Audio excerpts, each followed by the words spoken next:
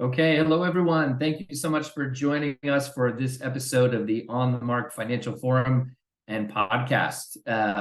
We have a very timely topic today. We are going to be talking about the financing solution for the recent National Association of Realtors settlement. So we have people from all different parts of the country. We have buyers on the call today. We have agents on the call. So I think it's important for us to give a quick overview to clear up any confusion, because we are getting all sorts of questions about this from our community. And it's very clear that there's a lot of confusion as to exactly how this works and what the rules are and how they're going to be implemented. So I want to make sure that we cover all the details and make sure that the whole audience knows exactly what's happening, and then we can talk about what the solutions are as well. So I think we should start with that. So basically, as of now, according to the recent settlement, which still has to be confirmed by the Department of Justice, so it's not technically official yet, but it is widely expected to be approved and then would go into effect in July. The main issue around this settlement has to do with whether the listing agent who has the agreement with the seller can pre-negotiate the commission that is going to be paid to the buyer's agent. It's called decoupling of those commissions. And the idea behind it is, according to the lawsuit, was that it's unfair for the sellers to negotiate that on behalf of the buyer, and also to almost force, to a degree, the seller into paying a buyer's commission if they don't want to. And so it gives sellers the option to choose if they want to do that or not. It does not prohibit sellers from paying buyer's agent commissions. It just prohibits them from negotiating them with the seller directly, which usually happens long before a buyer or a buyer's agent is coming to see the property. The other rule is that you can't advertise buyer agent commissions on the MLS. Now, in New York City, for those of you joining from New York, there is no MLS, but we have an equivalent. So we'll use that term generically. But you cannot advertise the percentage of commission going to the buyer's agent. And one of the other rules now is that buyer's agents are now going to have a signed agreement with their buyers as far as what the commission will be before they can go and show properties. So right now, that's not the case. We see many buyer's agents taking clients out without confirming that, because it's typically been paid by the seller and part of the negotiation into the listing agreement with the seller, but that is going to change. So that's going to be a little bit of a structural change for the agents on the call to be having that conversation early in the process, because technically you're not supposed to be showing properties until you have a signed agreement. And if you have a new client, let's say you picked it up from an online lead or something like that, it's a little bit of a difficult conversation to have when you haven't built a large relationship yet. So I think that will be something that will be on the minds of buyers agents quite a bit, is trying to figure out how to have those conversations, make them productive, and making new introductions feel comfortable signing those agreements so that buyers can get out and start looking at properties. The other rule is that the commission to the buyer's agent cannot exceed what was agreed to in the buyer's agent commission agreement that they signed with the buyer. So if, for example, you happen to have a transaction where the buyer's agent signs an agreement with the buyer saying that their commission is going to be, let's say, 2.5%, and then you go to a listing and the listing, the seller is willing to pay 3%, the agent cannot collect more than the amount that's in the agreement with the buyer. Now, I don't want to claim to be a legal expert. This is all this information is based on podcasts and webinars that I've been on, both with the NAR experts as well as the Mortgage Bankers Association, which is obviously watching this very closely. So you should definitely recheck all that information. But those were the findings that I thought were most relevant to our community, and ones that I wanted to point out. So the biggest problem from all this is that buyers, closing costs can be high, especially for those in New York, where you have a mortgage according tax, and states where you have a mansion tax and things like that. So if you add on a buyer's agent commission on top of that, you're really burdening the buyer. So that's the biggest issue is, it's always harder for people to pay these commissions when you have to, for example, write a check, so to speak, proverbial check, let's just say, than it is if you're a seller who's paying it out of the proceeds when your property is appreciated a bunch and you're getting a big check, and some of that's going to go towards agent commissions, and that could still happen, but it's all dependent on how the agreement is drawn up. So that's the biggest issue we're trying to help people avoid and come up with financing solutions for how we're going to work around that, because we know going in that buyer's agents are typically not going to want to pay that out of pocket. But if you look at the current situation, what's been happening up until this date, you figure sellers are always focused on what their net number is. So how much are they walking away with from the sale? And commissions up until this point, and maybe beyond, we'll see once it gets confirmed by the DOJ, they've always been paid out of the proceeds from selling. So if you think about it, it's already built into prices for transactions that are happening now, or that happened last year, or any time before then. So this is not really a major shift in prices. People are saying, well, prices are going to come down because of this. I don't personally think that's going to be the case, because I think what's going to happen is the negotiation is going to happen between buyer and seller, with their agents obviously representing them, and they're going to find a way to try to build it into the purchase price, or find some other way to develop concessions to make this all work. The other thing is that agents on the listing side are not prohibited from advertising seller's concession towards closing costs.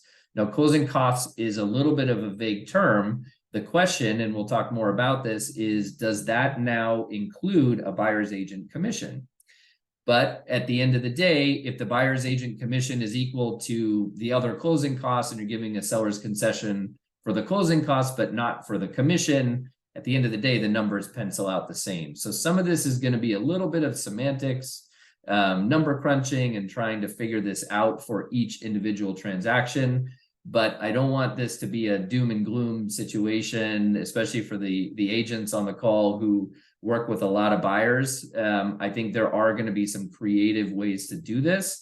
It's just going to be something that you're going to have to negotiate into the contract on each deal. So even if you don't see a commission advertised on the MLS or the equivalent in the state that you're in, that does not prohibit a buyer from making an offer saying, I'm offering you $1 million under the assumption that you pay my broker's commission 2.5%. The seller can agree to that, and it's perfectly fine. The rule is primarily built around the fact that the listing agent can't negotiate that percentage on behalf of the buyer's agent. That has to be part of the contract negotiations that happen on every single transaction. So some different ways to approach this issue. One is, we just talked about briefly, is to make offers that have a contingency of sorts, that the seller is going to pay X dollars or X percentage of the sale price toward either the buyer's agent commission or a credit toward closing costs. Either one is allowed as long as it's negotiated contract by contract. That would be one way to do it. Another way would be to, and that's if you're negotiating it, on your initial offer, which I would recommend, because the negotiations can move forward more cleanly if you're clear about what you want to do. But let's just say that a deal is agreed to. Let's say it's $1 million purchase. Everyone agrees, but the buyer is going to be stuck with that buyer's agent commission. The other thing you can do is, and I'm using $1 million example because of that is what triggers a mansion tax in New York. So let's leave the mansion tax discussion out of this. But let's say it's a 3% buyer's agent commission that the buyer is technically going to be stuck with if they agree to $1 million purchase price. what you can do is you can raise that price by the 3%, in this case, $30,000 to $1,030,000, and then give a seller's concession for that extra $30,000 to make the buyer whole, so that now what would happen is, let's say the buyer is financing 80%, they can finance 80% of $1,030,000 rather than 80% of $1 million. And in essence, they're able to finance 80% of that buyer's agent commission, the rest of which would technically be part of a down payment. Another thing I wanted to point out is that sellers can legally, according to this settlement, they can advertise seller's concession toward closing costs as long as it's written into the contract, and that it cannot, these advertisements cannot say that these concessions are specifically for buyer's agent commissions. So if a seller wants to advertise, let's say you're on the listing side of a transaction, you want to advertise, okay, we're asking $1 million and we're willing to give a 3% seller concession toward closing costs.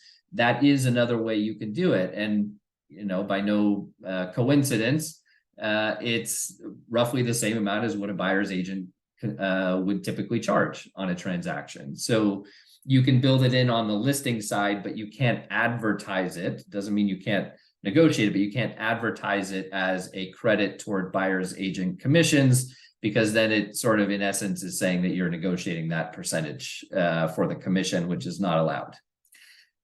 The other thing you could do is, as you're going through the process, and it varies depending on what state you're in as far as when home inspections are done, but you can also negotiate it in as repair credits.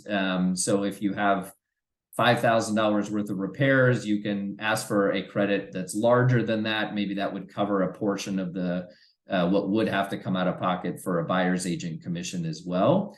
And sometimes if you're at a standstill with the buyer and seller, you know, the two agents can get together, try to figure something out and find a common ground. And on one of the other solutions is on the lending side, with certain types of loans, we can do what we call premium pricing. So if the client if their priority is not having to come out of pocket for the buyer's agent commissions, what we can do, we have the option, or the client has the option, to actually raise the interest rate in exchange for credits toward closing costs. So we could, if the client is, let's say they're high earners, but they don't have a lot of cash, what we can do is they can raise their interest rate on the loan and then get a credit from the lender towards some of their closing costs to reduce the out-of-pocket expenses as well. So there's something that lenders can do if the client chooses that option. And sometimes it's going to take a lot of negotiation, I think, especially as this settlement really kind of settles into the market. I think people are still a little uncertain as to how it's going to, you know, how the dust is going to settle, so to speak. So it could be something where you're using a little bit from the repair credit, you're using a little bit from the lender, you're using a little bit from, you know, different places, buyer, seller. Maybe the seller only wants to give a 1% concession, but the buyer's agent wants 2 or 3%. So maybe you take a little bit from different places and you get to the end result that you're looking for. So it does not have to be just one or the other of these strategies. And I'm sure more will start to evolve. This is very much an evolving situation. And we're not, in full disclosure, we're not really sure exactly how it's going to play out once buyers and sellers start having these conversations with their agents. But we're prepared with lots of different ammunition, so to speak, to be able to address those concerns. So how have lenders responded to this? So if we look at the government-sponsored agencies, Fannie Mae, Freddie Mac, and so on, they have yet to define whether the buyer's agent commission can be considered or should be considered what we call an interested party contribution, or a seller's concession is one example of that. So the government has yet to change those guidelines to clarify that. So what that means is it's still up to the lender's interpretation. And I can tell you there's a reason why I work with certain types of lenders and not others, because we tend to be a lot more flexible on things, and our interpretation of them is usually leaning toward the benefit of the applicant, not the safety of the company, so to speak. So we don't take an overly conservative approach like a lot of the large retail banks do. So there is a little bit of uncertainty because this is all new and technically has not been confirmed or officially put in place until July is when it would go into effect.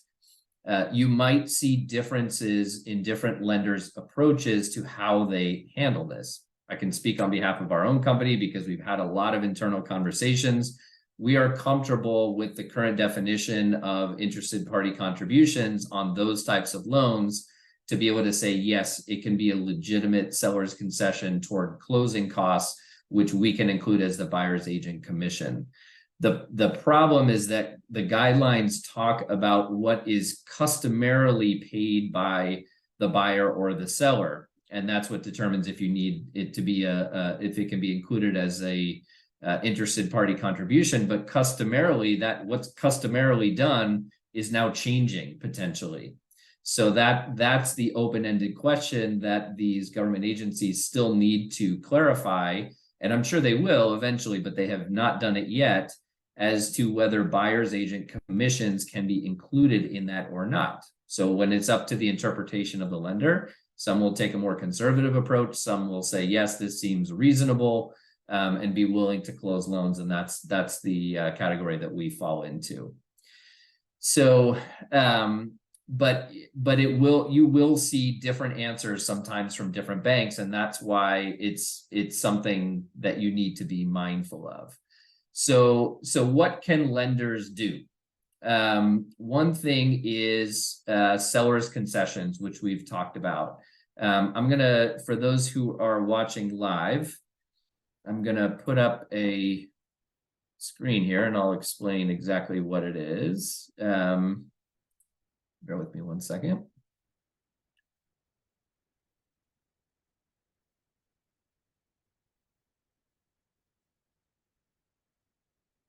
Okay.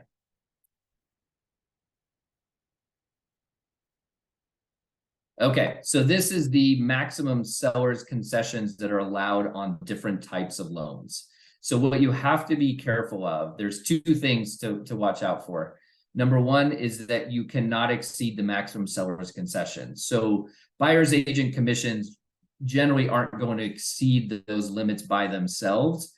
But when you have a transaction where, let's say, for example, new development in New York is a good example, where buyers are typically asked to pay the transfer taxes, the sponsor's attorney fee, maybe a fee to deal with the tax abatement or the condo filing or whatever it may be. Those deals oftentimes have larger concessions. Or if you have a transaction where the buyer is doing a 2-to-1 buy down to try to get their interest rate down temporarily, which is a great solution, that's considered part of a seller's concession.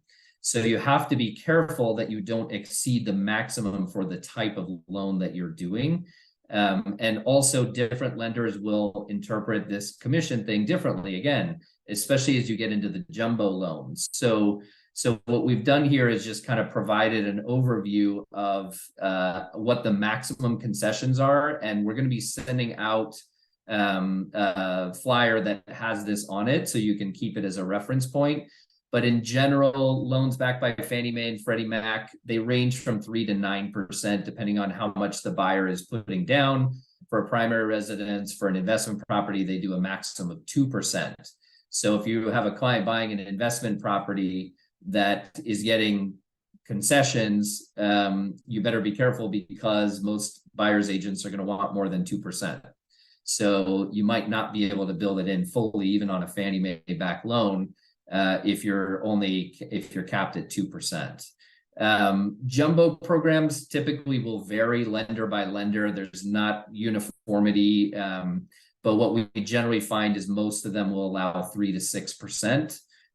If it gets to the point where 3% is not enough, that's a guideline we would have to check. And another reason why working with a company like ours, where we have multiple options to choose from and guidelines to look at and take advantage of, we can help in those situations. Whereas, if you are applying with a retail bank, for example, they might cap you at 3%, and then the whole transaction doesn't work because they don't allow for enough concessions to build in that buyer's agent commission.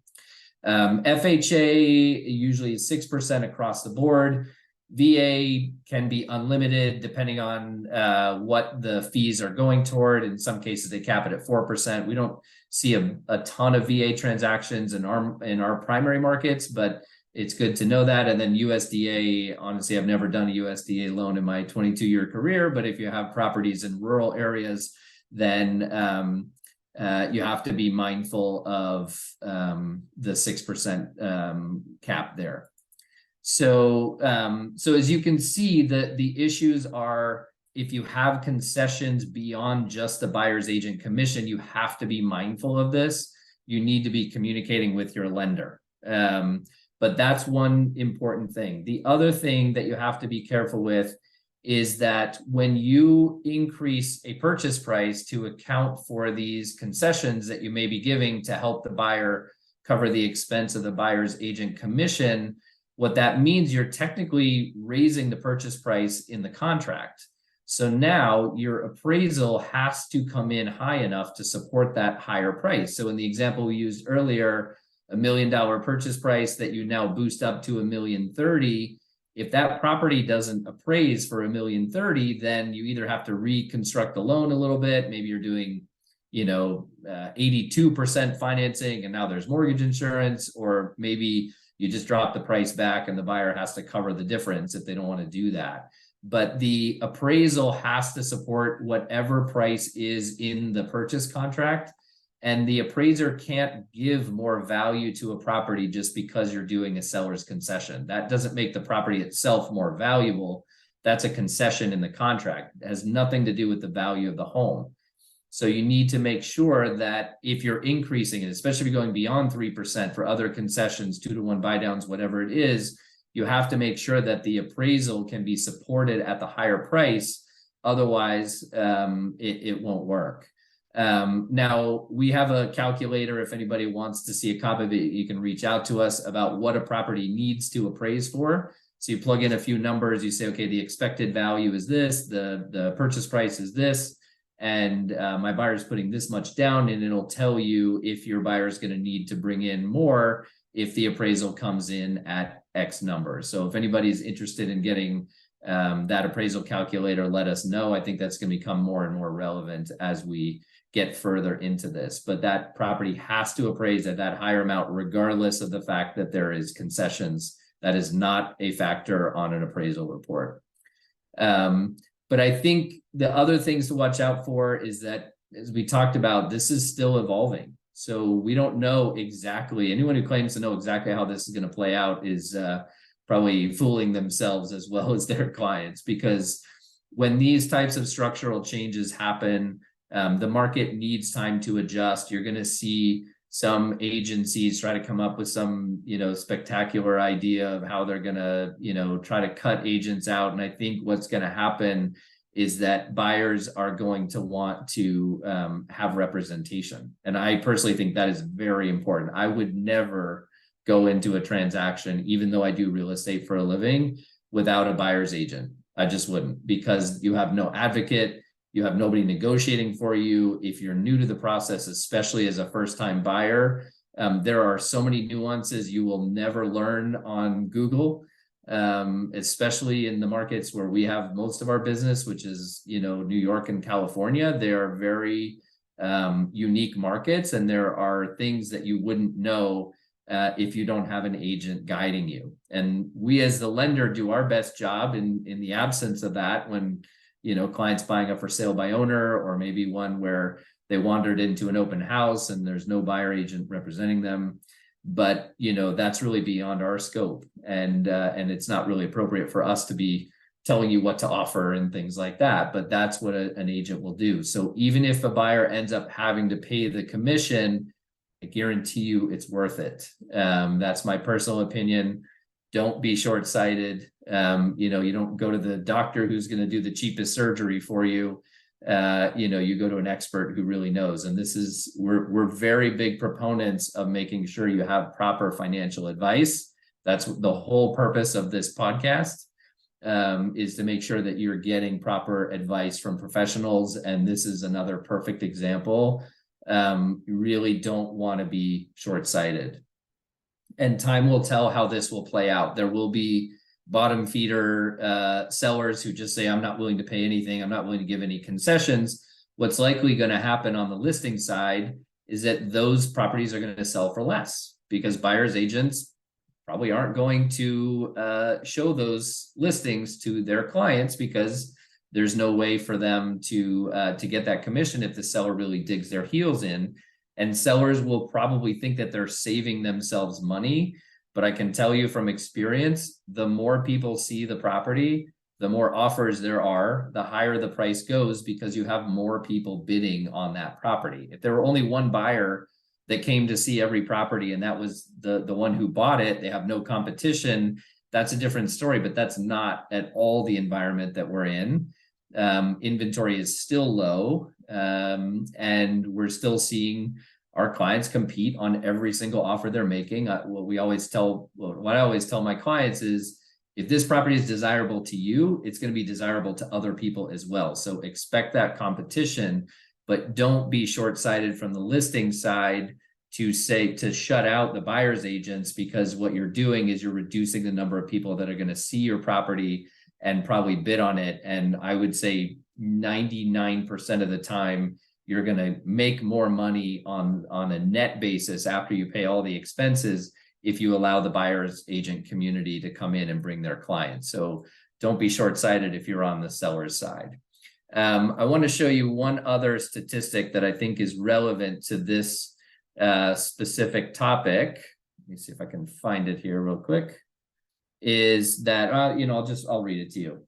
So what we looked at, there's a company called Keeping Current Matters that has some interesting statistics that they took, and they did a poll of buyers, and basically 87% of them, I'll read this, 87% said a real estate agent is an essential trusted advisor for a home buyer.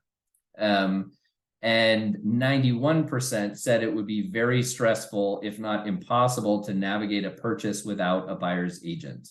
So that just goes to show you the vast majority of buyers are going to want to have that representation, and they're going to find a way to probably not have to pay it out of pocket, because most people are not going to want to do that, because it's very difficult to, write a check to your buyer's agent for that when customarily it's been paid out of the seller's side. So now we turn to, how do you stay ahead of the curve, right? You want to be ahead of this. You don't want to be catching up on the day after it goes into effect in July, which is widely expected to do. So if you're a buyer, keys, in my opinion, are understanding the options and what you can do, and develop a plan with the agent as you're going through that buyer's agent agreement that now is going to be required before you can even see properties. Develop the plan with an agent that you really trust. The quality of the buyer's agent is going to become more important than ever. And so you really need an advocate that can help you. And we definitely, for those clients on the call, if you need an introduction, by all means, we can make one to you, to ones that we know will do the job right. Don't be short-sighted. We talked about this.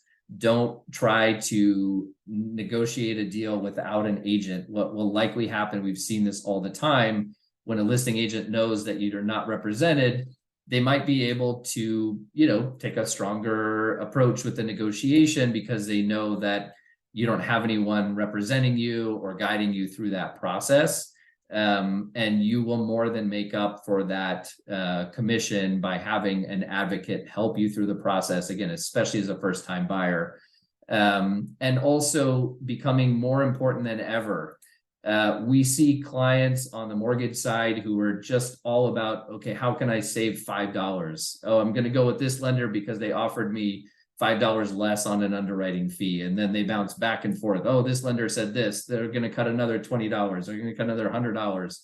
Your lender relationship and the ability to strategize on these solutions could save you tens of thousands of dollars. So your choice of lender now also becomes much more important. If you're in an attorney state like New York, the choice of your attorney, all these people that can guide you are going to be critical to you making the right decisions as you go through the process. And switching this to the agent side, how can agents stay ahead of this? Develop your scripts, right? We always talk about scripts in our industry. What are the things that you say to help put people at ease? And you develop how you're going to talk to people about this specific issue, both for buyers and sellers. So make sure you're well versed in this. Become an expert in the different strategies. That's why you're all here today, is to learn some of these things and to be better prepared to have those conversations with clients who, you know, let's be honest, this is all over the news. And every person is thinking, oh, great, I don't have to pay this anymore. But I don't think that's exactly how it's going to work out. So you want to make sure that you know how to address those concerns and address them head on with your buyer clients. Developing deeper lender relationships is going to be very important, again, because the value that they add in finding the right strategy is going to be potentially the difference between making a deal happen for your client and making it and not making it happen. And we've seen over the years that agents who primarily focus on listings, and we get this all the time. Hey, Mark, I think you're great, but I really only deal with listings. I don't deal with buyers. So I don't really have much to send you, or, you know, I don't want you to waste your time, you know, trying to take me out to lunch or something like that. But I think now you will find some buyers who think it's better to try this on their own. And now on the listing side, you're going to be asked to provide those referrals. And knowing that you have someone that you can trust, I'm here. But whoever that is for you, whether that be us or anyone else, you know, you want to make sure that you have a deep relationship with somebody that really understands this, but not just understands it, that they can communicate it to clients in a way that makes clients be put at ease. That is something, and maybe it's my Seattle nature, but I really think, which is my hometown, but that is something I think is an intangible thing that you can't compare when your client is just shopping rates, is the way that you communicate with people and make them feel comfortable, or you make them feel nervous and hesitant. That's something where I think we really shine. And then for those of you who are interested, and I see some people on the call today that we've done this with already, we are now able to record content with you. If you want to discuss this topic on a Zoom call, record it, create some social content, or just a YouTube video to share with your clients who inevitably will ask this question and have lots of needs as far as this is concerned. If you can send them a pre-recorded video, I think it shows them that you're an expert, that you're thinking ahead of this issue, and that you have solutions that pose you as the expert for trying to navigate this situation. So I do see some questions in the chat, so let me get to those real quick. And if there's any more, please post them. Real estate agents have an image problem. The firm should be using PR to counter the messages from reality TV. I would agree with that. And I think now those things are going to become really honestly more important than ever, because you've got people that are naturally now going to question the value of a buyer's agent, and is it justified to pay the amount of commissions? But I think it's something that you're going to want to be prepared for and address head on, whether that be PR or social content that we can create together to try to put people at ease. One way or another, I agree, you're going to have to show your value more than ever. One tactic that I heard, just you know, side note here, is someone who made a list of, I think it was 29 different things that they do on behalf of buyers: negotiating the contract, negotiating repair credits, doing the walkthrough. Like, there's a million things that you guys all know that you do when you're on the buyer side of a transaction, but actually putting those in a long list, and you see, you really add up to what the value is and how much you do. Okay. Hi, Mark. It's Tina from Brooklyn. Hi, Tina. Like to know if it's possible to make an offer including a commission to the buyer's agent. Barbara, thank you for that question. I think we did cover this. This question probably came in. Yes, I see at the very beginning of our conversation. But you definitely can. It can be negotiated in the initial offer where a buyer is saying, I'm offering you this amount based on the assumption that you pay my buyer's agent X, and then it can go back and forth with negotiation. And you can definitely build it in. We talked about all the different ways that you can try to supplement that if you need to. Question from Jason: if the seller is still permitted to pay the buyer's broker, is there a reason it would be offered as a concession? Presumably the seller has already agreed. I know the listing agent can't negotiate that amount, but the amount could be the seller's idea. Just had a client offer 2% after I explained the situation. Yes, there are, my understanding, again, you should double check this with the NAR official ruling once it comes out. But according to the settlement document that I read, it does not prohibit a seller from paying a buyer's agent commission. It's just that the seller's agent can't make that part of their agreement with the seller. So the listing agent who represents the seller can't negotiate what the commission is. I've heard they can't even really suggest an amount. They can talk about what other properties sold for and what the commissions were on those, but you have to be careful not to steer them into that number. But you can absolutely still have a transaction as long as it's written in the contract where it's agreed upon that the seller is paying the buyer's agent commission. That's, in my opinion, I think that's what's going to happen more often than anything else, because buyers want their representation. Sellers, as long as they net the amount that they want to net to a seller, it doesn't matter if they sell for $1 million with no buyer's agent commission or $1,030,000 with a 3% buyer's agent commission. At the end of the day, they're walking away with the same amount of money without splitting hairs over transfer taxes on the extra 30,000, which is like pennies. So yes, the answer is you can absolutely have the seller still pay the commissions. You just can't advertise that in your listing. My understanding is that you can actually advertise that in your listing if it's on your own company website, but not on the MLS or any shared place like Zillow or Redfin that pick up the MLS data or the local equivalent. But you can absolutely have a seller pay a buyer's agent commission. It just has to be negotiated into the deal one-off, cannot be prearranged by the seller and the listing agent in their separate agreement. And the buyer's agent, again, has to have an agreement in place with the buyer in advance of even showing them that property, which indicates what their commission would be. So great question, Jason. Thank you. I don't see any other new questions that have come in. So I think we're going to wrap up for today. And if anybody wants to follow up, creating content together or talking through any specific scenarios or strategies that you need more clarity on, if you want us to come talk at a team meeting, a sales meeting, this is going to be a very important topic, and one where, as a lender, we hope that the expertise that we have will be able to shine and be able to help your clients navigate this in a way that makes them feel comfortable rather than scared. So thank you all for joining us today on this episode of the On the Mark Financial Forum and podcast.